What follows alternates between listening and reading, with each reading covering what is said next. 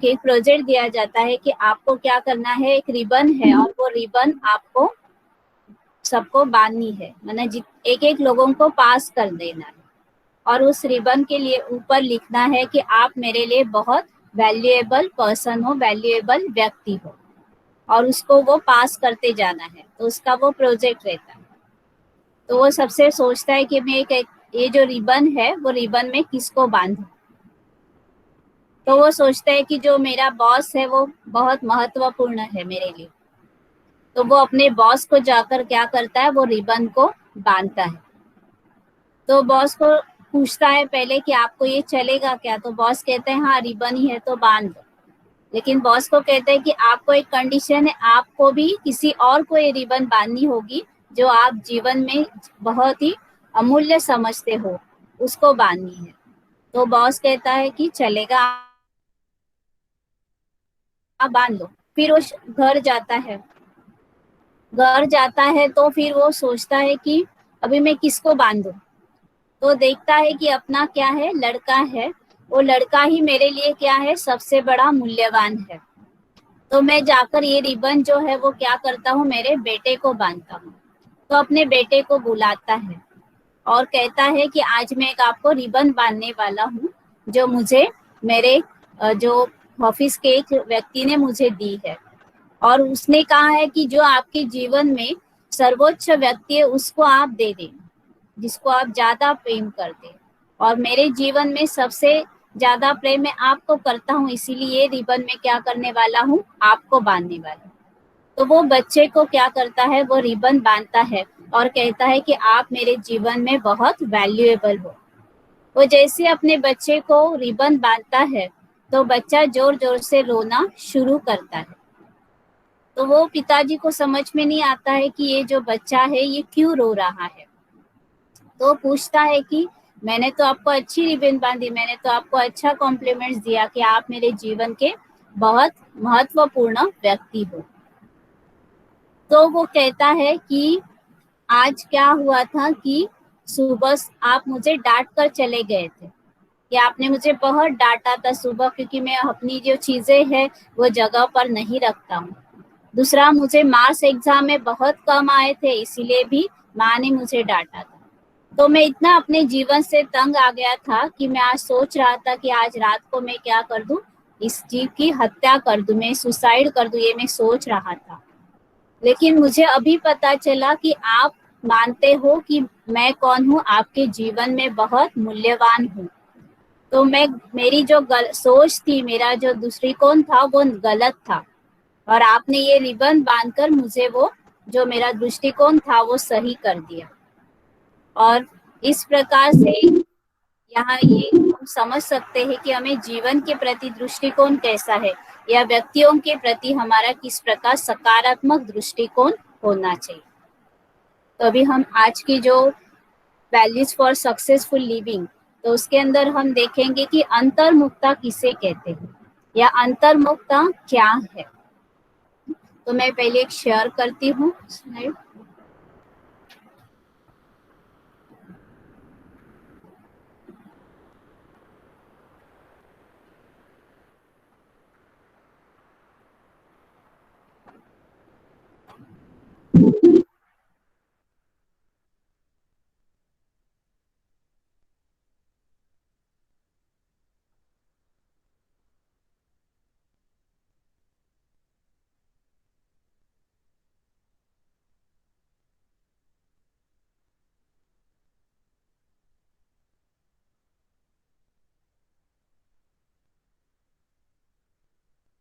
थोड़ा समय ले रही शुरू होने में।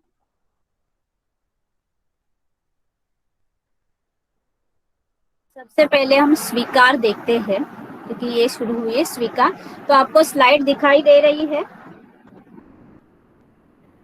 कोई भी एक अनम्यूट करके बताइए, स्लाइड दिख रही है? हाँ दीदी दिख रही है। तो स्वीकार करना, अभी हम पहले देखेंगे कि किसको हमें स्वीकार करना है। तो ये वैल्यूज फॉर सक्सेसफुल लिविंग, तो ये यशस्वी होने के लिए हमें जीवन के अंदर दूसरों को स्वीकार नहीं करना है। दीदी हमको नहीं दिख रहा है। नहीं दिख रहा है स्लाइड? नहीं दिख रहा है दीदी। नहीं दीदी, नहीं दिख रही है। हाँ ओके, शेयर करती हूँ मैं।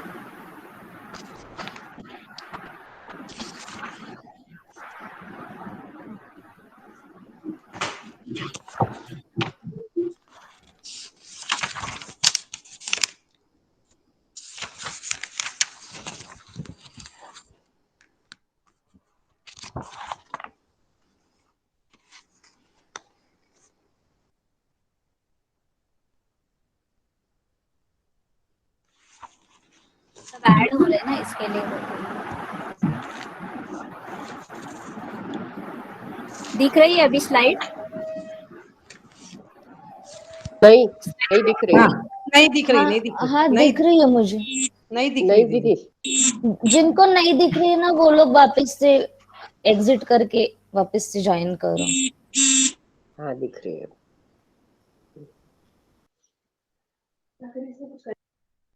दिख रही है?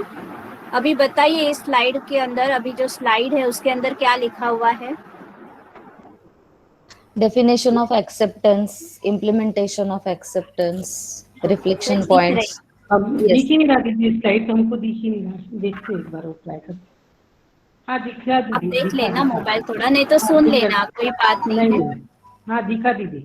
स्वीकार की परिभाषा एवं स्पष्टीकरण। स्वीकार दैनिक जीवन में उपयोग। तो स्वीकार की परिभाषा, इस हमने सत्र के बाद हम स्वीकार की परिभाषा क्या है वो जान जाएंगे।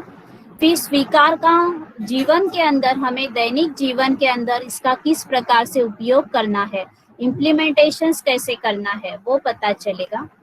फिर स्वीकार के लिए जो चिंतन के बिंदु है, जो रिफ्लेक्शन पॉइंट्स है, उससे हम परिचित हो जाएंगे। और फिर स्वीकार के लिए मार्गदर्शक प्रणाली अर्थात गाइडेड कमेंट्री जो है वो भी हम देखेंगे। अभी जो तनाव है, तनाव के अंदर जैसे कोई भी एक बात होती है तो उस बात में हमारा जो प्रतिसाद होता है वो दो प्रकार का होता है। एक तो हम प्रतिकार करते हैं, उस बात को रिजेक्ट करते हैं, और दूसरा है उस बात को स्वीकार करते हैं। एक है रेजिस्टेंस, माना प्रतिकार करना, विरोध करना, और दूसरा है उस बात को मान लेना, स्वीकार करना। तो ऐसे देखा गया है कि ज्यादातर लोग जो है वो 80% लोग जो है विरोधी करते हैं। बहुत ही 20%, 20% लोग हैं जो उस बात को क्या करते हैं, स्वीकार करते हैं। और जो विरोध करते हैं वो उनके जीवन में तनाव को पाते हैं। तो ये प्रतिकार करना, विरोध करना एक तनाव का क्या है, कारण। तो कोई भी बात हो उसकी दो प्रतिकार होती है, एक तो हम विरोध करते हैं या तो हम उस बात को स्वीकार करते हैं। तो प्रतिकार करने से क्या होता है, हम विरोध करते हैं तो हम खुद तनाव के कारण बनते हैं, तनाव को हम तैयार करते हैं, खुद ही हम निमित्त बनते हैं वो तनाव में लाने के लिए। और दूसरा है जो बहुत ही कम करते हैं, जो 20% हमारे जीवन में उस बात को हम स्वीकार करते हैं। तो ये यहाँ आपको पता होना चाहिए, हम कितने प्रतिशत एक्सेप्ट करते हैं और कितने प्रतिशत हम विरोध करते हैं। फिर यहाँ दो बातें बताई है, एक है कंट्रोल और दूसरा है इन्फ्लुएंस करना। एक व्यक्ति के ऊपर नियंत्रण करना और दूसरा है व्यक्ति को प्रभावित करना। जब हम प्रतिकार करते हैं या विरोध करते हैं, रेजिस्टेंस करते हैं, तो हम उस व्यक्ति को कंट्रोल करना चाहते हैं। और जब हम कंट्रोल करना दूसरे व्यक्ति को चाहते हैं तो हम ही खुद में स्ट्रेस में आ जाते हैं। तो इसीलिए हमें दूसरे व्यक्ति को कंट्रोल नहीं करना है, लेकिन इसके अपोजिट दूसरे व्यक्ति को हमें प्रभावित करना है, उसको अपने इन्फ्लुएंस में लाना है, उसको प्रभावित करना है। इसे प्रभावित कैसे करेंगे, तो अपने व्यवहार से करेंगे, उस बात को स्वीकार करके उसको हम प्रभावित करेंगे। तो पहली दो बातें सीखी हमने, एक है रेजिस्टेंस मोड और एक्सेप्टेंस मोड। अभी हमने देखा कंट्रोल और इन्फ्लुएंस। जो रेजिस्टेंस करते हैं, विरोध करते हैं, वो लोगों को कंट्रोल करते हैं, और जो एक्सेप्ट करते हैं वो लोगों को प्रभावित करते हैं। तो ये दो बातें हैं। फिर हम देखेंगे कि एक्सेप्टेंस क्या होती है, तो स्वीकार करना क्या है। कि स्वीकार करना ऐसा नहीं है कि हम उसके साथ है सहमत है, लेकिन वो जो अलग अलग लोगों के देखने के जो दृष्टिकोण है, तो वो दृष्टिकोण को हम क्या करते हैं, स्वीकार करते हैं। मे बी उनके दृष्टिकोण जो है वो सही नहीं है, या हम उनको परिवर्तन नहीं कर सकते, लेकिन फिर भी हम उसको स्वीकार करते। तो हमने स्वीकार किया माना इसका मतलब ये नहीं कि हम उस बात से पूरी तरह से सहमत, लेकिन हम उसको क्या कर रहे हैं, प्रभावित कर रहे हैं। तो acceptance does not mean we agree with the other person. We have different point of view. Even if we perceive their point of view is less accurate, we are free of judging them or attempting to change them. ना स्वीकार करना इसका मतलब ये कदापि नहीं कि हम उस बात से सहमत है। वो थोड़ा सा गलत भी हो सकता है, उसका दृष्टिकोण गलत भी हो सकता है, लेकिन फिर भी हम उसके ऊपर न्याय नहीं दे ये सही है या ये गलत है या आपको बदलना है, इस प्रकार से हम दृष्टिकोण को न अपनाएं, लेकिन उस बात को हम क्या करें, स्वीकार करें। तो स्वीकार की परिभाषा, स्वीकार का सबसे पहला अर्थ है कि स्वयं को जीवन की परिस्थितियों, अपने वातावरण में व्यक्तियों को, स्वयं की आशाएं, लक्ष्यों को अनुकूल बनाना। माना परिस्थिति अनुकूल नहीं बनेगी, लेकिन हमें क्या करना है, अनुकूल बनाना है। किस किस को अनुकूल बनाना है, परिस्थिति को अनुकूल बनाना है, व्यक्तियों को अपने अनुकूल बनाना है, अपनी जो आशाएं है वो अपने अनुकूल बनाना। माना मैं जानती हूँ कि मेरी आशाएं मैं कहाँ तक पूरी कर सकती हूँ, या किसी व्यक्ति को मैं कितना प्रतिशत स्वीकार कर सकती हूँ। तो ये उसका अर्थ है कि हमें अपने आप को इतना टर्न करना है। So acceptance means that you have to turn yourself with something such as your situation in life, the people in your environments, your ambitions and your hopes. तो आपको इस प्रकार से अपने आप को क्या करना है, टर्न करना है, अपने आप को थोड़ा सा उसके अनुकूल, लोगों के अनुकूल, परिस्थिति के अनुकूल हमें चलना होगा। इसको ही कहा जाता है स्वीकार करना। अभी स्व स्वीकार्यता क्या है, अभी बताइए। मैं थोड़ा स्टॉप करती हूँ और आपसे पूछती हूँ कि स्व स्वीकार्यता क्या है। कोई भी एक बताइए, स्व स्वीकार्यता क्या है। कोई भी एक अनम्यूट करके बता सकते हैं। स्व स्वीकार्यता मतलब I must love myself with whatever the people I have with me, and I must accept them too if I want to be happy with them. तो स्व स्वीकार्यता ये है कि हम जो है, जैसे है, हमें अपने आप को स्वीकार करना है। हम जो है, जैसे भी है, हमें क्या करना है, उनको स्वीकार करना है। तो ये क्या हुई, स्व स्वीकार्यता हुई। तो समझ में आया। तो सबसे पहले स्वीकार्यता, पहले स्व स्वीकार्यता होना जरूरी है कि मैं जो हूँ, मैं जैसी हूँ, मुझे क्या करना है, अपने आप को स्वीकार करना है। मैं जो हूँ, जैसी हूँ, मुझे अपने आप को प्यार करना है। मैं जो हूँ, जैसी हूँ, मुझे अपने आप का सम्मान जरूर करना है कि मैं एक अद्वितीय व्यक्ति हूँ, और दूसरों के साथ तुलना करके मुझे उसको, मेरे मूल्य को कम नहीं करना है, लेकिन मुझे स्व का जो मूल्य है उसको मुझे क्या करना है, बढ़ाना है। तो ये हुआ स्व स्वीकार्यता। दूसरों को स्वीकार करना अलग बात है, सबसे अपने आप को स्वीकार करो। कई लोग ऐसे कहते हैं ना कि मैं ऐसी ना होकर मैं ये होती तो अच्छा था, तो ऐसे नहीं है। मैं आज जो हूँ ना, उसको मैं स्वीकार करूँ और बहुत प्यार से उसके अंदर खुशी से रहूं। तो ये स्व को स्वीकार करना, ये बहुत बड़ी मानसी लेना, वो जीवन सफल करने के लिए बहुत बड़ी बात है। फिर हम देखेंगे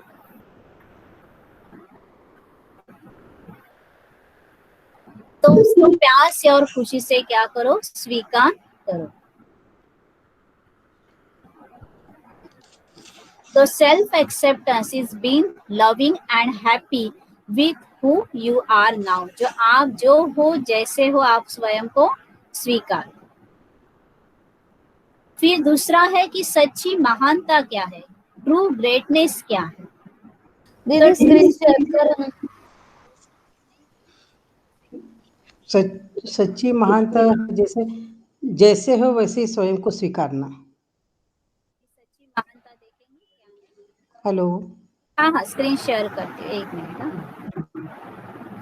तो सच्ची महानता क्या है, तो true greatness lies in accepting ourselves as we are. So it's like a gift. Life is a gift. जीवन को एक क्या समझो, उपहार समझो। ये जीवन मुझे मिला हुआ बहुत बड़ा उपहार है। तो सच्ची महानता का अर्थ ही है कि हम अभी जैसे है, जो है, उसे प्यार से, उसे खुशी से उस जीवन को स्वीकार करो और समझो कि मुझे भगवान से मिला हुआ एक उपहार है, एक गिफ्ट है, और मैं अभी जो करूंगा वो भगवान के लिए मेरा गिफ्ट रहे।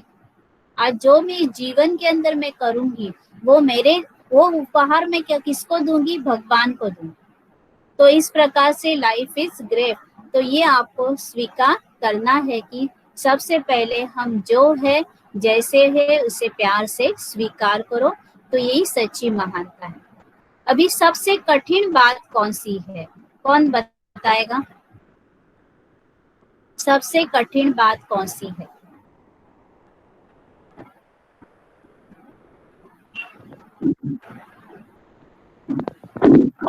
To accept ourselves. Accept ourself. तो देखिए अभी स्वयं को समझना। स्वयं को समझना, वेरी गुड।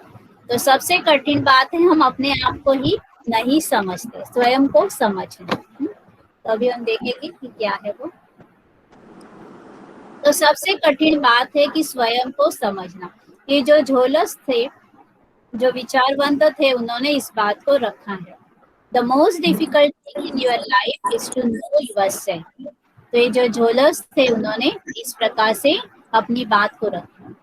फिर जीवन में सबसे बड़ी हार कौन सी होती है, कौन बताएगा? जीवन में सबसे बड़ी हार कौन सी है? मन की हार। स्वयं से हारना, ये जीवन में सबसे बड़ी क्या है? हार है। हाँ।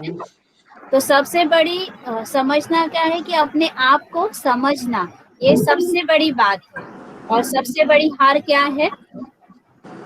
अपने को स्वयं की हार। स्वयं की हार। हाँ।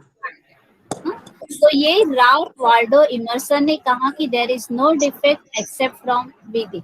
मैंने अपने आप को, जब हम अपने आप से जब हार जाते हैं, तो यही हमारी सबसे बड़ी क्या है? हार है।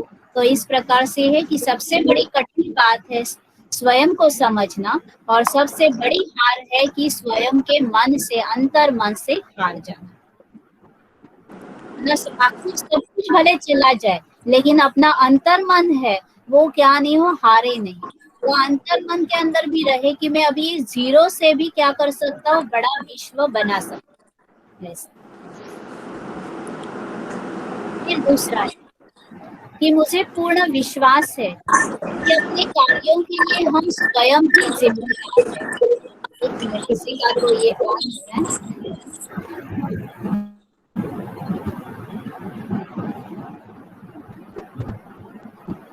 स्क्रीन दिख रही है ना? हाँ हाँ दीदी। तो मुझे पूर्ण विश्वास है कि अपने कार्यों के लिए हम स्वयं जिम्मेदार हैं, कोई और व्यक्ति उसके लिए जिम्मेदार नहीं है। अपने शब्द, अपने विचार, अपने बोल के परिणाम को स्वीकार करना ही है। ये एलिजाबेथ क्यूबलर-रोस ने कहा। So I believe that we are responsible for our choices. We have to accept the consequences of every deed, word and thought throughout our lifetime. तो ये एलिजाबेथ ने कहा था कि कोई और व्यक्ति को हम जब ब्लेम करते हैं कि इसकी वजह से ऐसा हुआ या उसकी वजह से ऐसा हुआ, तो नहीं, जो भी परिणाम है उसके लिए कारण कौन है? हम ही है। हमारे ही शब्द है, हमारे ही विचार है, हमारे ही बोल है, तो उसको हमें स्वीकार करना है। तो अब तक हम देखेंगे कि हमने कौन कौन सी बातों को स्वीकार किया? कौन बता सकते हैं? कौन, कोई भी एक बताए कि किस किस को अभी तक हमने स्वीकार किया है, देखा? स्वयं को स्वीकार करना। बताइए कोई। एक है स्वयं को स्वयं को स्वीकार जैसा है जो हूँ अच्छा है, खुशी से स्वीकार करो। और दूसरी बात,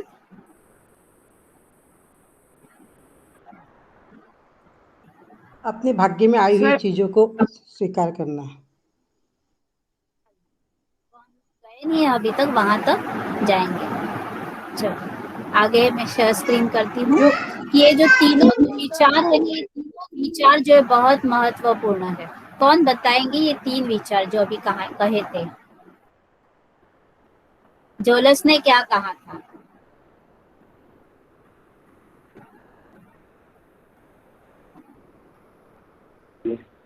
जीवन का सबसे कठिन कार्य है स्वयं को समझना। एलिजाबेथ ने क्या कहा था? मुझे पूर्ण विश्वास है कि अपने कार्य के लिए स्वयं को उत्तरदायित्व की तथा हमें जीवन भर अपने प्रत्येक शब्द, विचार और बोल के परिणाम को स्वीकार करना है। हम क्या है, कोई भी का इसके लिए जिम्मेवार हम ही है, कोई और जिम्मेवार नहीं है, ये हमें देखना है। और दूसरा कौन था? वॉर्ड रोलफ, उसने क्या कहा था? स्वयं के अंतर्मन के हार भी अपनी स्वयं के अंतर की हार की वास्तविकता हार है, वास्तविक हार है। फिर हम आगे जाएंगे। स्वीकार का हम अपने दैनिक जीवन में किस प्रकार से उपयोग करते हैं या इम्प्लीमेंटेशन कैसे करेंगे? तो पहला है कि अपने नसीब जो है, या हम जिसको भाग्य कहते हैं, किसी का तो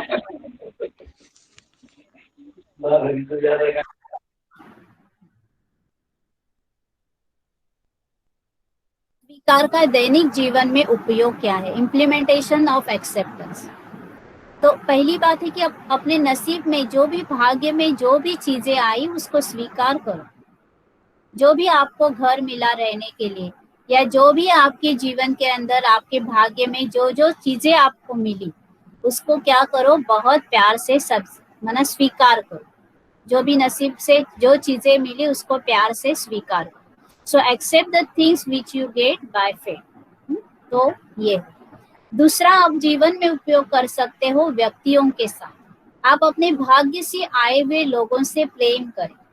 love the people with whom you are brought together by fate।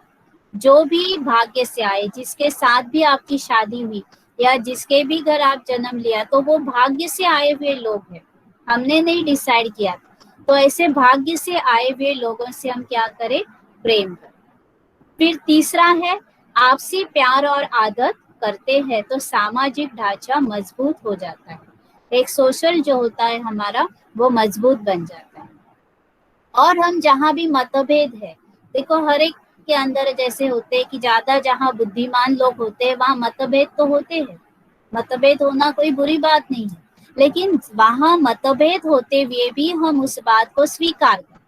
माना हम ये कहे कि आप आपके दृष्टिकोण से क्या हो, सही हूँ, मैं आपके बात से सहमत नहीं, लेकिन आपका नजरिया मुझे अच्छा लगता है। तो यहाँ मतभेद है, वहां भी स्वीकार की बात को क्या करें? प्रयोग करें। तो 3 जगह यहाँ बताया हुआ है। कौन कौन सी 3 बातें बताई? अभी 3 बातें बताएं। कहाँ कहाँ हम स्वीकार करना है? दूसरा, जब अपने भाग्य में आए हुए लोगों से प्रेम करते हैं, जब आप अपने भाग्य में आए हुए लोगों से प्रेम करते। 1 मिनट, हाँ बोलिए। भाग्य में जो आए उसे स्वीकार करो। हाँ, भाग्य में जो व्यक्ति आए उनको एक्सेप्ट करो। भाग्य में जो आए तो व्यक्तियों से प्यार करो, डिसहार्मोनी को रिजेक्ट करो। मतलब वो तो तो 3 ही बातें याद रखना है। एक तो क्या है, जो भी भाग्य से जो चीजें मिली है ना, उसे प्रेम से एक्सेप्ट करो, स्वीकार करो कि इससे अच्छी चीज मुझे मिल नहीं सकती। फिर दूसरा है कि जो भी भाग्य से व्यक्ति आए मेरे जीवन के अंदर, या वायुमंडल में, या संबंध संपर्क में, या रिलेशन में, उसको भी प्यार से स्वीकार करो। और तीसरा है कि जो भी बातें आती है, जो भी परिस्थितियां आती है, बातें आती है, उसको भी बड़े प्यार से क्या करो, स्वीकार। इस प्रकार हम दैनिक जीवन के अंदर उपयोग कर सकते हैं। या जहाँ मतभेद है, मतभेद होना कोई बुरी बात नहीं है, लेकिन मतभेद भी हो लेकिन साथ में प्यार भी हो, वहां हम स्वीकार मूल्य का उपयोग कर सकते।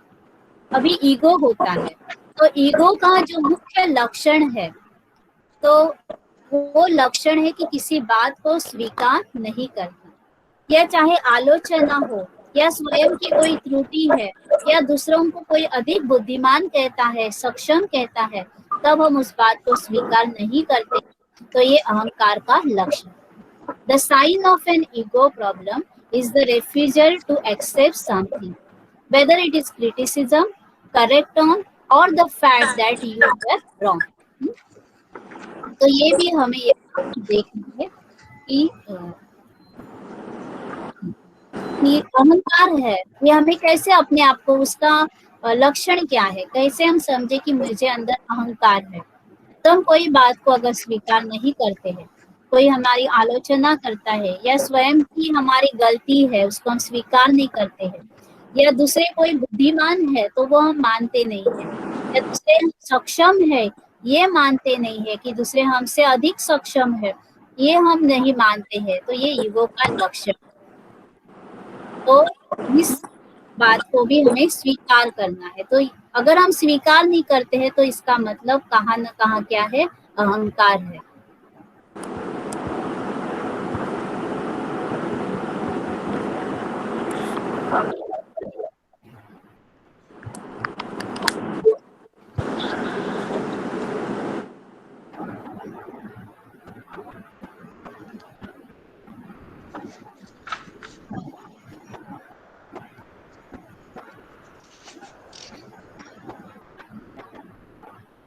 फिर आगे देखेंगे, स्वीकार के लिए चिंतन बिंदु है, रिफ्लेक्शन पॉइंट्स ऑन एक्सेप्टेंस। तो जो स्वीकार है, रिफ्लेक्शन पॉइंट्स अर्थात क्या, चिंतन बिंदु। तो जैसे हम स्वीकार के बारे में चिंतन करें, मनन करें, तो हमें ये सोचना है, जब हम स्वीकार करते हैं तो हमें शांति मिलती है। जब हम स्वीकार करते हैं तो हमें क्या मिलती है, शांति मिलती है। हम स्व को स्वीकार करें, लोगों को स्वीकार करें, परिस्थिति को स्वीकार करें, तो हमें क्या मिलती है, शांति मिलती है। दूसरी सच्ची महानता स्वयं जैसे है वैसे स्वीकार करने में।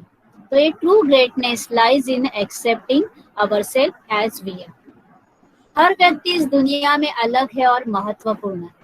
Each person in the world is unique है। हर व्यक्ति की विशेषता अलग है, हर व्यक्ति का सोचने का तरीका अलग है और महत्वपूर्ण है। तो हम कैसे हैं, यूनिक है, लेकिन हम उसके साथ साथ सुंदर भी है और विशेषताओं से भरपूर भी है।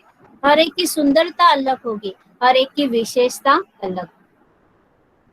फिर है अपनी गलतियों को मानना आपके गुण को बढ़ाता है। अगर हम अपनी गलती मानते हैं तो इसका मतलब हम अपनी वैल्यू कम नहीं करते हैं, उल्टा हम अपनी वैल्यू को बढ़ाते हैं और ये सिद्ध करते हैं कि आप पहले से होशियार हो, आप पहले से अधिक होशियार है, यह आपको दर्शाता है।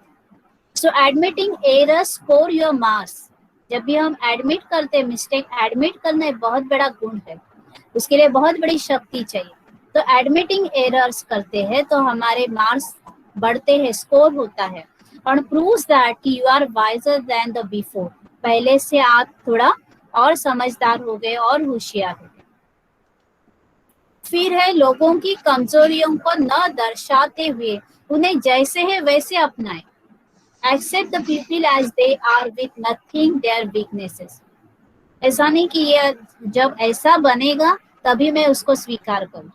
आज जो वो है ना, उसका वीकनेस जो है ना, उसके वीकनेस के साथ उसको स्वीकार और उसको दर्शाओ नहीं। आज लोग नोट करना चाहते हैं या उसको पॉइंट आउट करना चाहते हैं, तो ये नोटिंग करना बंद करना। वो लोगों की कमजोरियों को दर्शाना जो है बंद करना, उनको जैसे है वैसे अपनाएं, उसको स्वीकार। उनकी गलतियों को न दर्शाएं, उनकी कमजोरियों को न दर्शाएं। इस प्रकार से ये चिंतन बिंदु है। और भी है थोड़े, ये कुछ ये सोनिया,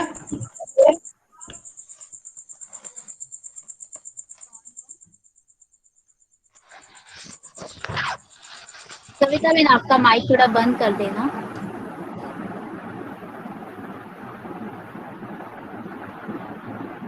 फिर नेक्स्ट है कि अपने कष्टों, ये बहुत बड़ी इंपॉर्टेंट बात है, इसको अंडरलाइन करो, कि अपने कष्टों से किए गए प्रयत्नों से यदि आपको फल न मिले तो किसी भी हिचकिचाहट से स्वीकार करना चाहिए। If you wanted and did not get in spite of your handsome efforts, then may be that is of no use to you. अगर आपने बहुत कड़ी मेहनत की, उसके अंदर बहुत समय लगाया, बहुत शक्ति लगाई, लेकिन आपको उसका फल नहीं मिलता है, तो आप क्या करो, हिचकिचाहट नहीं करो, उस बात को स्वीकार करो, मान लो कि वो चीज मेरे जीवन में आवश्यक नहीं थी, कोई काम की नहीं थी वो चीज, इसके लिए वो मिली नहीं, that is of no use to me, तो इसका कोई मुझे जरूरत थी ही नहीं। तो ये बहुत बड़ी महत्वपूर्ण बात है कि अपने कष्टों से किए गए प्रयत्नों से यदि आपको फल न भी मिले तो भी किसी भी हिचकिचाहट से स्वीकार करना चाहिए। If you wanted and did not get in spite of your handsome efforts, then may be that is of no use to you. You should accept this without hesitation, आप उसको एक्सेप्ट करो। फिर चिंता करने की परिस्थिति में स्वीकार्यता महत्वपूर्ण बनती है। आपको अगर आपका हेडेक नहीं चाहिए, सिर दर्द कम करना है, आपको चिंता नहीं करनी है, तो बेटर टू एक्सेप्ट इट। तो आपको चिंता नहीं होगी, ना हेडेक होगा, ना और कोई बीमारी होगी। तो स्वीकार्यता ये बहुत बड़ी चिंता की बात में, परिस्थिति में महत्वपूर्ण। किसी परिस्थिति को वास्तविक रूप से पहचानना एवं उसकी नकारात्मकता को बिना विरोध के स्वीकार करना ही व्यक्ति की सफलता की कुंजी है। तो acceptance is a person's access to the reality of a situation. Recognize the process or condition, often a negative or uncomfortable situation, without attempting to change it, to protect it or to exit it. बना उस परिस्थिति को वास्तविक जो है उसकी नकारात्मकता आपको नहीं देखे, उस जब परिस्थिति को हम देखें उस नकारात्मकता को हम साइड कर दें और उसकी नकारात्मकता विरोध किए बिना उसको स्वीकार करना, ये उसकी सफलता है। तो स्वीकार्यता और सहन करना एक समान नहीं है, ये दोनों बातें अलग है। स्वीकार करना अलग है और सहन करना अलग। स्वीकार करना माना अपने आप को स्वीकार करना, मैं जो हूँ जैसी हूँ स्वीकार करना, उसको सहन करना नहीं कहा जाता। स्वीकार करना माना बड़ी खुशी से क्या करना है, दूसरों के इसको सम्मान देना है, दूसरे का जो मत है, ओपिनियन है, उसको सम्मान देना है, उस परिस्थिति को क्या करना है, स्वीकार करना है। तो उसको सहन करना एक समान नहीं है। तो acceptance and tolerance are not synonyms, दोनों भी समान नहीं है।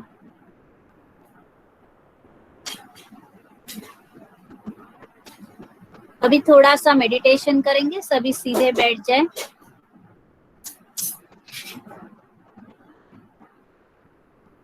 ओम शांति। मैं जैसी हूँ वैसे स्वयं को स्वीकार करती हूँ। मैं स्वयं के प्रति गलत सही का तर्क नहीं करती हूँ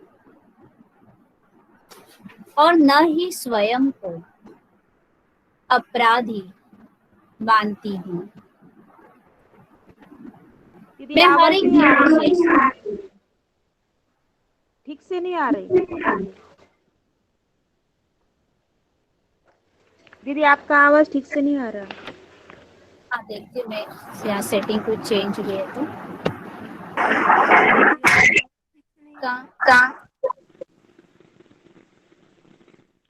ओम शांति। अभी आवाज आ रही है?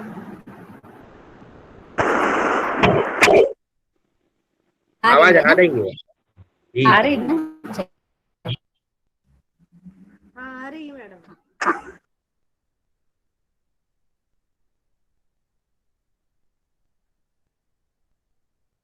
मैं हर एक की विशेषता को स्वीकार करती हूँ। मैं हर एक की विविधता से खुश हो रही हूँ। मैं किसी में कोई दोष नहीं देखती हूँ।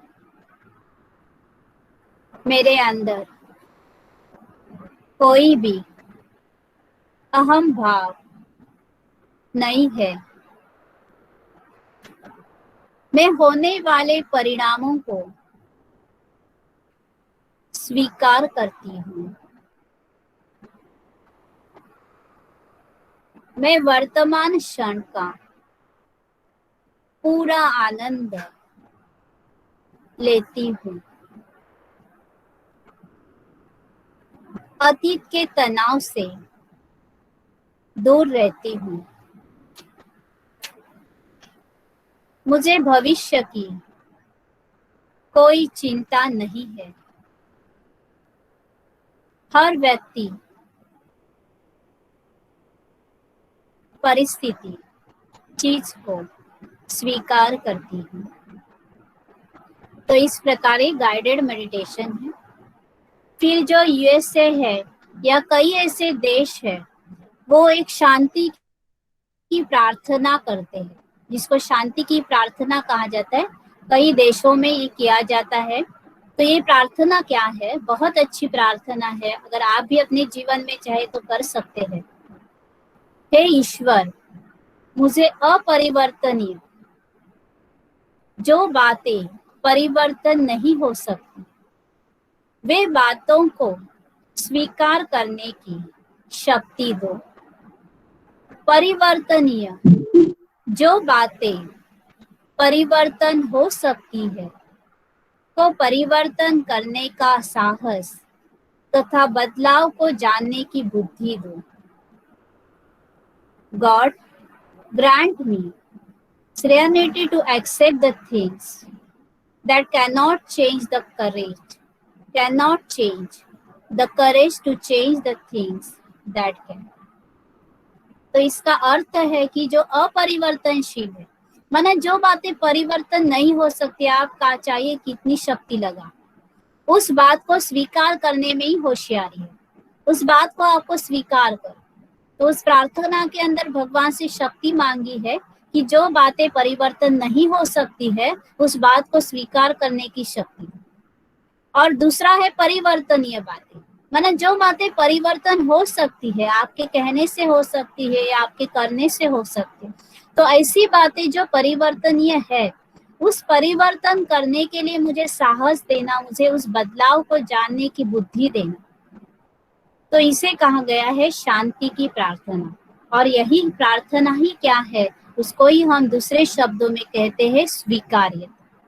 तो इस प्रकार ये स्वीकार्यता का टॉपिक था। ओम शांति।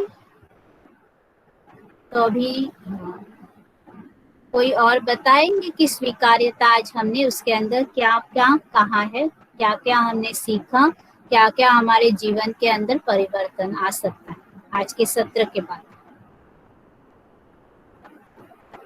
आप हैंड रेज करिए, फिर मैं देखती हूँ। पहला वाला जो हैंड है वो निकाले, अभी नया वाला उसके अंदर हैंड का पिक्चर, तो मुझे पता चलेगा किसको आंसर दें। स्वीकार्यता हमें जीवन में शांति प्रदान करती है। बाकी सब म्यूट करें। हाँ, प्रतिभा बहन बोले। स्वीकार्यता हमें जीवन में शांति प्रदान करती है। नाउ नेक्स्ट शीतल बहन बताइए, शीतल Gosavi. Yes, Didi. If I accept, then I know that it is my responsibility for my choices, as well as I have to accept those consequences of all the deeds I do, as well as all the words I spoke, and the thought throughout my life. So I should take this responsibility. Who said this? Whose thought it is? It is Elizabeth. मैं जो हूँ जैसी हूँ, मुझे अपने आप को स्वीकार करना है, सम्मान देना है, दूसरों से अपनी तुलना नहीं करना है। ये स्व स्वीकार्यता का पॉइंट। हाँ, और बताइए। गणेश भाई बताने वाले हैं। ओम शांति दीदी। हाँ बोलिए। अपनी गलतियों को मानना और गुणों को बढ़ाना। अतः हम गलतियों को गुणों को मानते, तो ये बात नहीं है कि अपनी वैल्यू कम होती है, लेकिन हम अपने गुणों को बढ़ाते हैं, तो हम पहले मोमेंट से अधिक होशियार हो गए, ये उसका है। और दूसरों के व्यक्त करके सहमति देना, कर्म करना था, दूसरा रास्ता समझाना, यही स्वीकार है। हमारी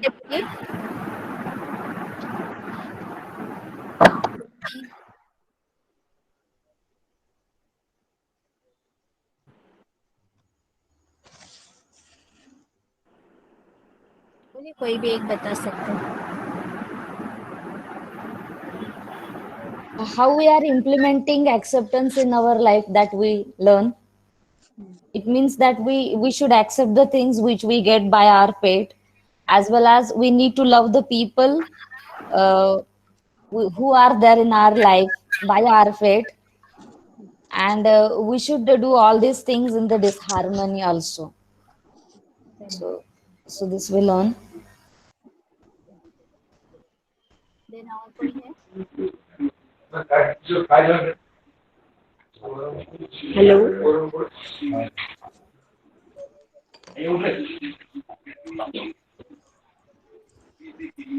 आवाज नहीं आ रहा है प्रतिभा की। अपने कष्टों से किए गए प्रयत्नों से यदि आपको फल ना मिले तो किसी भी हिचकिचाहट से स्वीकार करना। तो क्या सोचना है कि आपने मेहनत की, बहुत कड़ी मेहनत की, फिर भी आपको फल नहीं मिला, तो क्या सोचना है कि वो मेरे काम की चीज ही नहीं थी, no use of that things. तो हम उस बात को स्वीकार कर सकते हैं, नहीं तो आपको बहुत बुरा लगेगा। स्वीकार करना और सहन करना सिमिलर नहीं है, वो अपोजिट है। दोनों की बातें अलग है, स्वीकार और सहनशीलता अपोजिट। और दो शब्द कौन से आए थे? स्वयं की हार, अंतर्मन की हार होती है, तब स्वयं की हार। सबसे बड़ी हार कौन सी है? जब हम स्वयं से हारते हैं, ये सबसे बड़ी हार है। ये किसने कहा था? Waldo immersion. और फिर और क्या था, और बताइए। एलिजाबेथ कुलबीर रॉस का। हाँ, एलिजाबेथ कुलबीर रॉस। मुझे पूर्ण विश्वास है कि अपने कार्यों के लिए हम स्वयं ही उत्तरदायित्व है, तथा हमें जीवन भर अपने प्रत्येक शब्द, विचारण तथा बोल के परिणाम को स्वीकार करना ही है। स्वीकार्यता अंदर ये सारे जो टॉपिक्स थे हमने कवर किए कि स्वीकार्यता की प्रार्थना। कौन बताएगा प्रार्थना?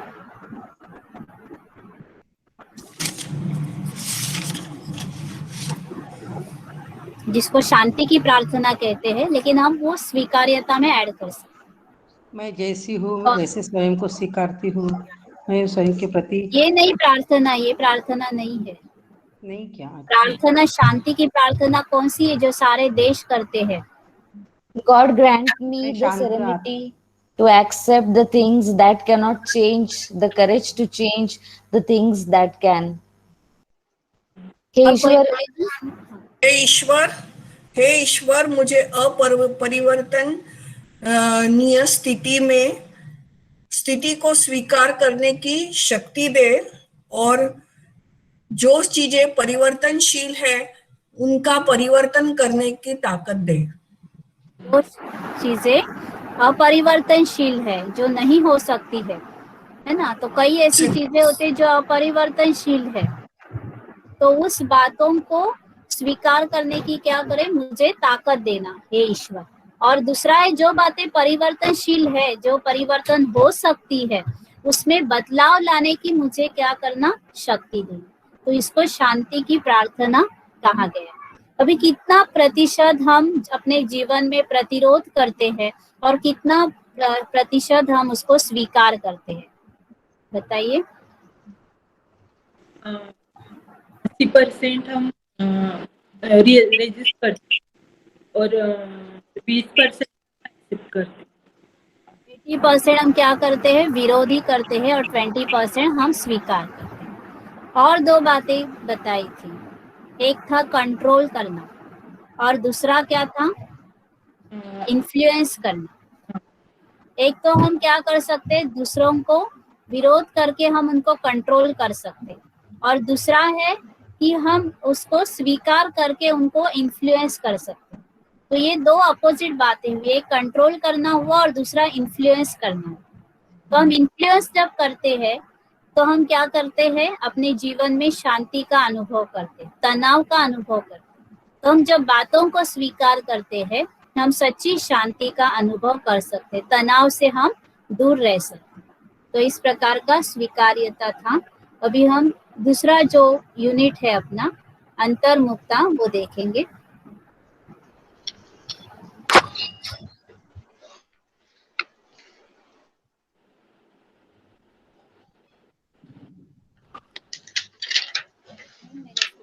शुरू होने को थोड़ा सा समय लगेगा।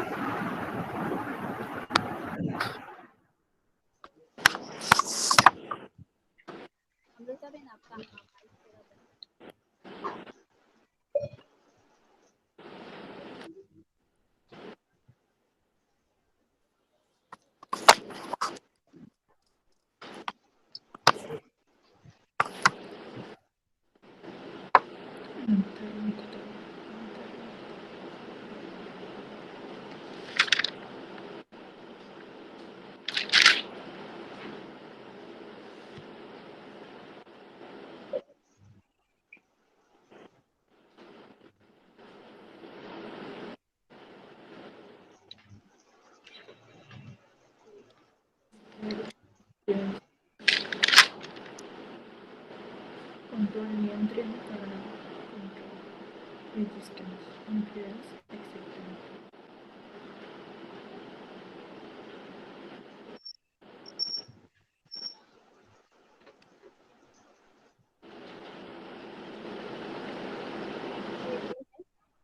सफल जीवन के लिए दूसरा मूल्य है अंतर्मुख होना। तो अंतर्मुखता क्या होती है, हम पहले देखेंगे कि हर एक व्यक्ति के अंदर कुछ ना कुछ विशेषता है। तो हमें दूसरों की भी विशेषता को देखना है, उसको खोजना है। तो साथ साथ स्वयं के अंदर भी ऐसी विशेषता है, उसको भी खोजना है। तो अंतर्मुखता, इंट्रोस्पेक्शन। तो हम खुश और संतुष्ट कैसे रहें, जब हम दूसरों के गुण और दूसरों की विशेषता देखते हैं तो हम क्या होते हैं, खुश रहते हैं। So how to find the cheerfulness and content? Just look at the good qualities of others. Simple way. Just look at the good qualities of others. तो आप कैसे रहोगे, cheerfulness रहोगे, आनंदी रहोगे और संतुष्ट रहोगे। फिर अंतर्मुखता अर्थात स्वयं के अंदर झांकना। So introspection जिसको कहा जाता है, तो introspection means to be turn within, अंदर अपने आप में झांकना, to be turn within. आपको ये कहावत तो पता होगी कि अंतर्मुखी सदा सुखी। जो इंट्रोवर्शन होता है, जो इंट्रोवर्ट होता है, जो इंट्रोस्पेक्शन करता है, वो सदा क्या रहता है, खुश रहता है। Make you always happy. तो कोई भी आप कार्य शुरू करते हैं तो शुरू करने के पहले आपको इंट्रोवर्ट बनना, और जैसे हम कार्य में कहीं लग जाते हैं तो हम बहुत बार भूल जाते हैं, उस कार्य के साथ एकरूप होते। तो वहां भी हमें बीच बीच में क्या बनना चाहिए, इंट्रोवर्ट होना चाहिए। तो अभी देखेंगे हम कि अंतर्मुखता की परिभाषा क्या है, अपने दैनिक जीवन में हम उसको कैसे धारण करें, उसके लिए कौन से चिंतन बिंदु है और उसके लिए कौन सी कमेंट है।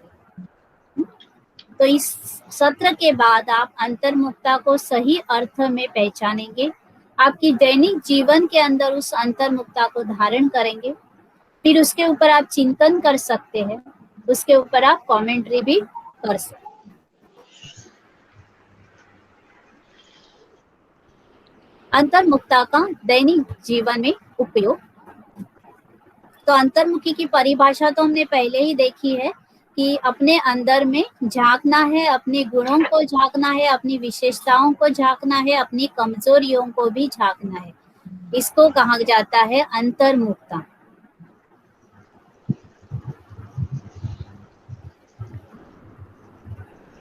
तो अपनी प्रतिक्रिया और वृत्ति का परीक्षण हम कर सकते हैं।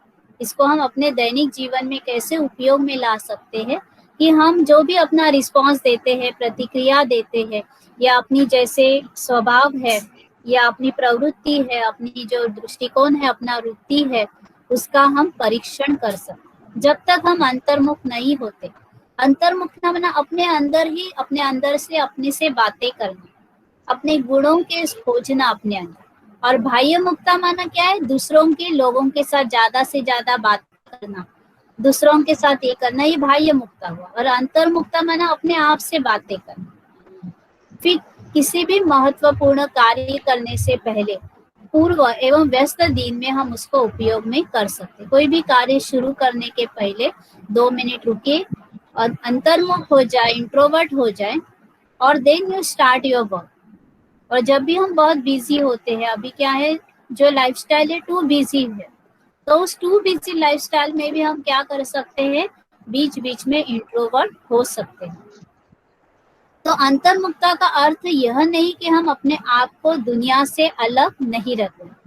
कई क्या समझते हैं कि हम लोगों से दूर रहे माना हम अंतर्मुखी होते हैं। हम सबके साथ रहते हुए भी हम अंतर्मुख हो सकते हैं। अंतर्मुखता के लिए जरूरी नहीं कि आप जंगल में जाओ या सभी लोगों को दूर करो, ये नहीं है। सब लोगों के साथ रहते हुए भी हम अंतर्मुख हो सकते हैं। तो अंतर्मुखता का अर्थ यह कदापि नहीं कि आपको दुनिया से अलग रखना है, रहना है। फिर अपने अंदर जाना, अंदर की ये क्या है, वो यात्रा है। तो अपने अंदर जाना, अपने आंतरिक शक्ति को बढ़ाना, जिससे आप दूसरों के साथ अच्छा व्यवहार कर सकते हैं। इसको कहा है इंट्रोस्पेक्शन या इंट्रोवर्ट, अंतर्मुख। तो हम और अपनी विशेषताओं को कैसे दूसरों के व्यवहार के में ला सकते हैं, दूसरों के कार्य में ला सकते हैं, तो ये है इंट्रोवर्ट। तो अपनी गुणों को पहचानना, अपने कमजोरियों को पहचानना। फिर है अंतर्मुखता से होने वाले प्रभाव, या हम उसको ये कह सकते हैं कि चिंतन बिंदु। अंतर्मुखता से चिंतन बिंदु, जिसको इंग्लिश में कहा जाता है रिफ्लेक्शन पॉइंट्स। तो ये प्रभाव नले, ये चिंतन बिंदु है कि अंतर्मुखता का जो अभ्यास है, अगर हम बहुत कालों से करते हैं तो हमें सफलता मिलती। तो विपरीत परिस्थितियों में भी अंतर्मुख रहने की प्रवृत्ति आ जाती। कितनी भी विपरीत हो परिस्थिति, उसमें भी हम अंतर्मुख हो सकते। फिर अंतर्मुखता जो है, ये मानसिक स्थिति की जांच करने की क्षमता। अगर हमें मेरा मेंटल जो है वो क्वेश्चन चेक करना है, तो अंतर्मुख होना बहुत जरूरी है कि अपनी मानसिक स्थिति कैसी है, शांत है, खुश है, उमंग उत्साह वाली है। तो ये अपनी स्थिति को हम जांच करने की क्षमता है अंतर्मुख। फिर हम पूरा दिन भर जो भी व्यवहार किया है उसको हम क्या हो, अंतर्मुखता से देख सकते, ये बाह्य मुक्ता से नहीं देख सकते। फिर अपने अंदर की जो भी नकारात्मकता है या सकारात्मकता भी है, तो उसका भी परीक्षण कर सकते। अपने आंतरिक विचार जो है, इच्छा जो है, संवेदना जो है, उसका भी हम क्या कर सकते, स्व का परीक्षण कर सकते हैं।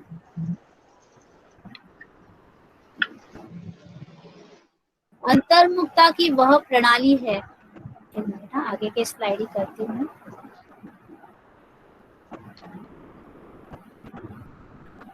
आगे ही जाओ। तो अंतर्मुखता की जो प्रणाली है कि जानकर समझकर किसी के स्व के विचार और भावनाओं को परीक्षण कर।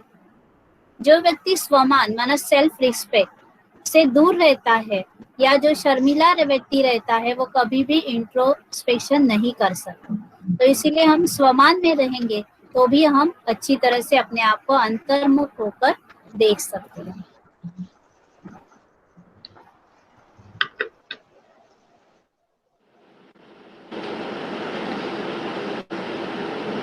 अभी वीडियो ऑडियो ऑन हुआ है।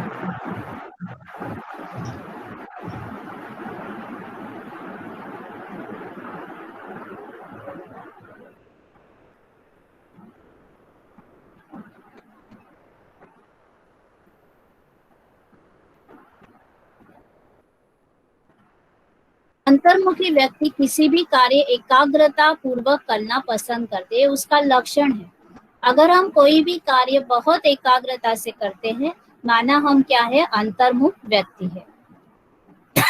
उन्हें कार्य करने से पूर्व उस स्थिति का निरीक्षण करना भी अच्छा लगता है। माना वो तुरंत वो कार्य शुरू नहीं करेंगे, कार्य करने के पहले वो थोड़ा समय रुकेंगे और उस कार्य को वो क्या करेंगे, निरीक्षण करेंगे। तो वो भी एक अंतर्मुख व्यक्ति का लक्षण है। फिर जीवन में उच्च स्थिति प्राप्त करने के लिए श्रेष्ठ धारणाएं कौन कौन सी है? एक है समय की पाबंदी रखना। समय की क्या करो, पाबंदी रखो, माना समय जो है बहुत पंक्चुअल हो जाए। फिर दूसरा है जिम्मेदारी को हम अच्छी तरह से निभा सकते हैं, जिम्मेदारी को निभाना, तो ये भी एक धारणा है। फिर दूसरों के साथ हर विषय में हमें बोलना सीखना चाहिए। कोई भी टॉपिक हो, लेकिन हम लोगों के साथ क्या कर सकते हैं, सीख सकते हैं। आपने क्या सीखा है एवं क्या प्रयास किए हैं, इनके बारे में भी सबको सिखाना। तो ये पॉइंट्स है कि जिसे हम अपना जीवन क्या कर सकते हैं, उच्च स्थिति की ओर बढ़ा सकते हैं।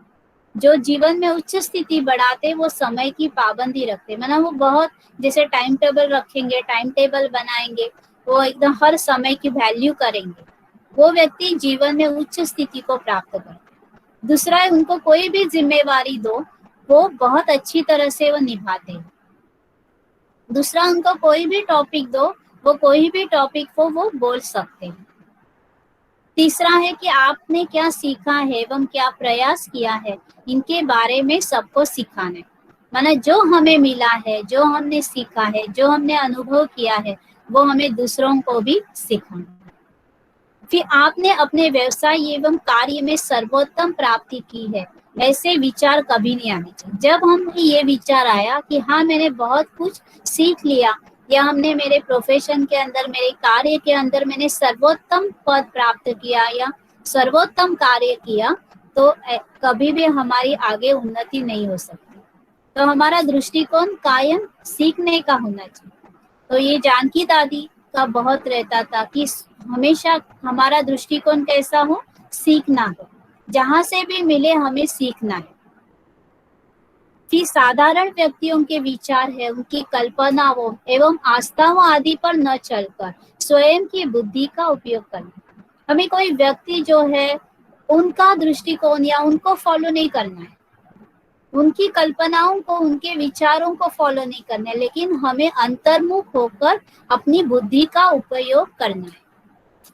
फिर वरिष्ठों का आदर करना चाहिए, भी जीवन में उच्च स्थिति प्राप्त करने के लिए जरूरी है। फिर अपने सहयोगी साथियों के साथ आदर पूर्वक व्यवहार करें, ये बहुत जरूरी है कि अपने जो सहयोगी साथी है, कई बार हम बड़ों का आदर तो करते हैं, लेकिन जो सहयोगी होते हैं उनका भी आदर हम करते हैं। कि कई हमने ऐसे दुकानदार देखे हैं, बड़े बड़े दुकानदार होते हैं ना, जब भी उसके पास ग्राहक आता है, कस्टमर आता है, तो उसके साथ बड़े आदर के साथ, बहुत प्रेम के साथ व्यवहार करते हैं। लेकिन उसी दुकान के अंदर जो नौकर होता है ना, उसको एकदम कैसे करेंगे, उसके साथ बुरा व्यवहार करेंगे। तो ऐसे व्यक्ति कभी आगे नहीं जाते। तो जो अपने सहयोगी साथियों के साथ भी हम आदर पूर्वक व्यवहार करें, मतलब बड़ों के साथ तो करना है, लेकिन अपने जो सहयोगी है या अपने से जो छोटे हैं उनके साथ भी हमें आदर पूर्वक व्यवहार करना। फिर प्रतिकूल परिस्थितियों में भी जिम्मेदारी से काम करना है, कि परिस्थिति कितनी भी कठिन क्यों ना हो, लेकिन हमें जिम्मेदारी से काम करना। अगर ये जीवन के अंदर हम लाते हैं तो हम निश्चित रूप से सफल होते हैं। एक तो समय का टाइम टेबल बनाना बहुत जरूरी है, जिम्मेदारी को बहुत अच्छी तरह से निभाना है, हर विषय में हमें बोलना आना चाहिए। फिर आपने क्या सीखा है वो दूसरों को बताना आना चाहिए, सिखाना आना चाहिए। फिर कभी ये नहीं समझना है कि मैं सर्वोत्तम हूँ या मेरा व्यवहार सर्वोत्तम है। फिर साधारण व्यक्ति के विचार और कल्पनाओं को, मान्यताओं पे न चलकर हम स्वयं की बुद्धि का उपयोग करना चाहिए। वरिष्ठों का आदर करना चाहिए, तो साथ साथ अपने सहयोगी साथियों के साथ भी आदर पूर्वक व्यवहार करना चाहिए और प्रतिकूल परिस्थिति में भी जिम्मेदारी से काम करना। फिर अभी हम थोड़ा सा उसके अंदर जो मार्गदर्शक प्रणाली है, कमेंट्री है, वो करेंगे। सभी बैठ जाए सीधा होकर। मैं एक भ्रुकुटी के मध्य चमकता हुआ सितारा हूँ। मैं अपने अंदर जाकर स्वयं को देख रही हूँ, जहाँ मुझे अपने गुणों का, अपने विशेषताओं का अनुभव हो रहा है। मैं अंतर्मुखी बनती जा रही हूँ।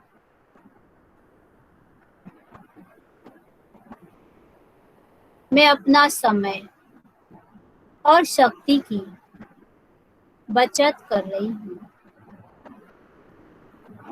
जो सही है वही मैं करती हूँ। अचानक आने वाली परिस्थिति का सामना करने की क्षमता मुझ में है। मैं अपने को नए रूप से जान रही हूँ। मैं अंतर्मन की आवाज सुन रही हूँ। जहाँ जरूरत होगी वही मैं बात करूंगी। मैं अपनी तरफ ध्यान खिंचवाने वाली नहीं हूँ। मैं आंतरिक रूप से शक्तिशाली और शांत हूँ। विपरीत परिस्थितियों में भी स्थित हूँ। मैं अपने विचारों का, भावनाओं का, कार्य व्यवहार का निरीक्षण करके अपने अंदर की कमी कमजोरियों को निकालते जा रही हूँ।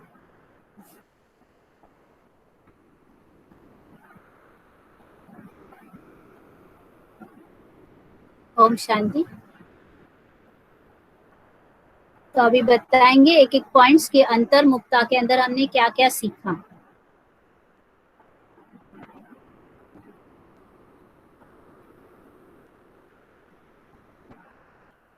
अंतर्मुक्ता की परिभाषा क्या है?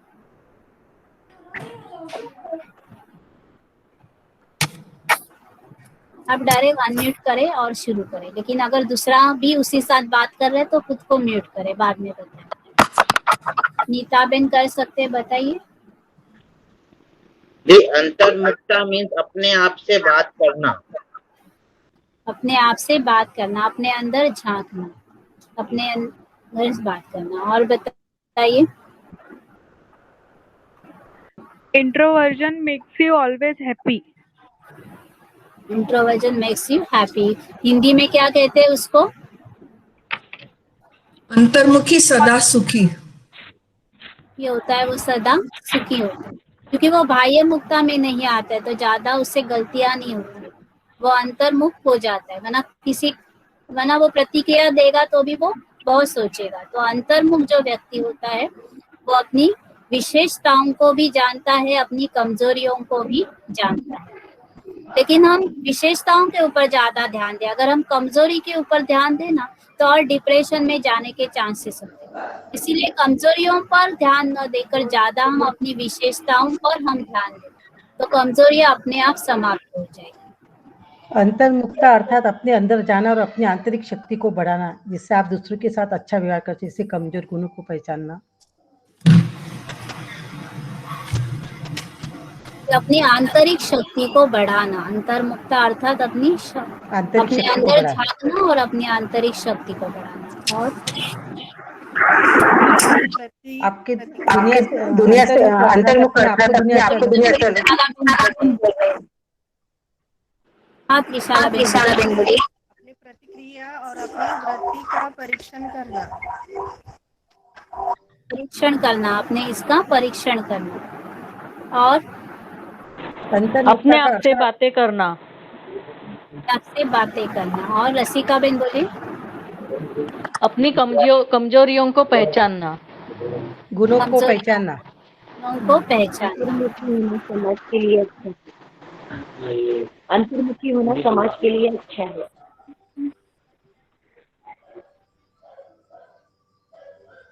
कब उसका प्रयोग कब करेंगे अंतर्मुखता का? दैनंदिन जीवन में उसको प्रयोग में अंतर्मुखी हेलो हाँ अंतर्मुखी व्यक्ति सदा अपने वातावरण में लिप्त रहता है तथा कभी अनिश्चित भयानक परिवर्तन को अधीन नहीं होगा।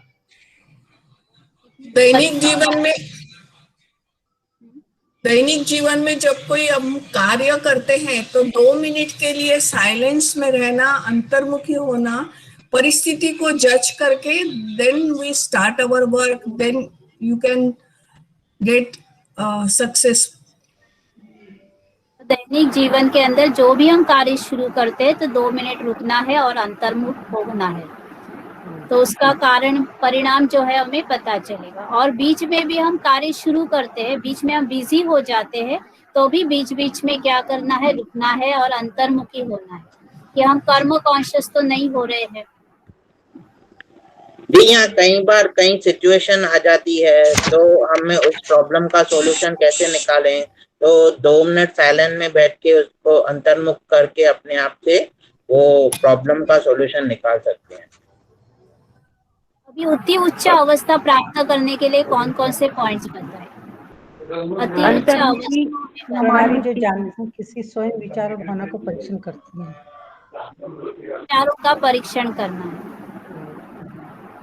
भावनाओं का परीक्षण करना है। अभी अति उच्च अवस्था सर्वश्रेष्ठ स्थिति हमारी बनानी है, तो हमें समय की पाबंदी रखना। समय की पाबंदी रखना। पाबंदी, समय का मूल्य रखना है कि जो हम समय पर कार्य करें। दूसरा पॉइंट बताइए। जिम्मेदार व्यक्ति कार्य उसको अच्छी तरह से। हर विषय में हमें बोलना सीखना चाहिए। और विषय में हमें बोलना आना चाहिए। उसके लिए हमें बहुत सारी किताबें पढ़नी पड़ेगी या बहुत सारा ज्ञान जो है हमें सुनना पड़ेगा, तभी हम दूसरों के साथ बात कर सकते हैं। सहयोगी का आदर रखना। एक मिनट, रसिका बेन, त्रिशला बेन पहला बोलेंगे, फिर रसिका बेन।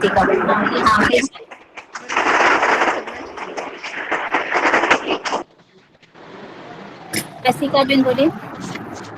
सहयोगी का आदर रखना। हाँ, ये बहुत बड़ी बात है। हाँ, अपने वरिष्ठों का भी आदर रखना है और सहयोगियों का भी आदर रखना है ना, कि सभी का सम्मान करना है, बहुत बड़ी बात है। नहीं तो आजकल की दुनिया में ऐसे हुआ है कि कहाँ होता है, जब बहुत बड़ा व्यक्ति आता है, मेहमान आते हैं, तो उनको हम इतना सम्मान देते हैं, इतना उनका मान रखते हैं। जैसे कस्टमर आता है तो उसको इतना सम्मान देंगे, इतना प्यार देंगे, और जो उसके साथ काम करने वाला है उसको एकदम नीचा व्यवहार करेंगे, उससे एकदम घटिया व्यवहार जो है वो उसके साथ करेंगे। तो ऐसा नहीं है। अगर जीवन में उच्च अवस्था प्राप्त करनी है तो हमें सभी का सम्मान करना आना चाहिए, फिर वो बड़े वरिष्ठ हो या अपना सहयोगी हो या अपने से छोटा हो। प्रतिकूल परिस्थिति में भी जिम्मेदारी का काम करना चाहिए। जिम्मेदारी का काम करने, कोई भी परिस्थिति, विपरीत परिस्थिति।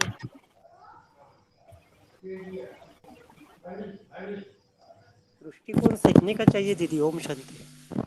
जहाँ से भी सीखने को मिले हमें सीखना चाहिए, सीखना कभी बंद नहीं होना चाहिए।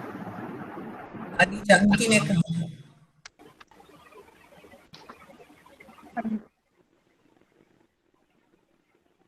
हमें सर्वोच्च पद की प्राप्ति हुई है ऐसा अभिमान नहीं करना चाहिए। कभी भी ये नहीं समझना है कि अभी मैंने पा लिया, जो कार्य में उस पॉइंट पर मैं पहुंच गई जहां मुझे पहुंचना था, तो कभी आपकी आगे उन्नति नहीं होगी। तो हमें हमारा हमेशा सीखने का दृष्टिकोण रखना है। तो आज हमारे दोनों भी टॉपिक जो है अंतर्मुखता और दूसरा कौन सा था बताइए? एक्सेप्टेंस। कार्य का, तो दोनों भी हमने आज पॉइंट जो है यहाँ कंप्लीट किए हैं। 2 मिनट हम मेडिटेशन करते हैं। तो जहाँ भी प्रभाव लिखा हुआ है ना आपके किताब में, तो प्रभाव की जगह आप वहाँ चिंतन बिंदु पॉइंट डालें। ऐसे हुआ है ना हिंदी में, जैसे इंग्लिश में बराबर गया है रिफ्लेक्शन पॉइंट्स, लेकिन हिंदी मराठी में शायद हो सकता है प्रभाव, अंतर्मुखता से होने वाले प्रभाव। तो वो अंतर्मुखता के पर चिंतन बिंदु, इस प्रकार का वो टाइटल रहेगा।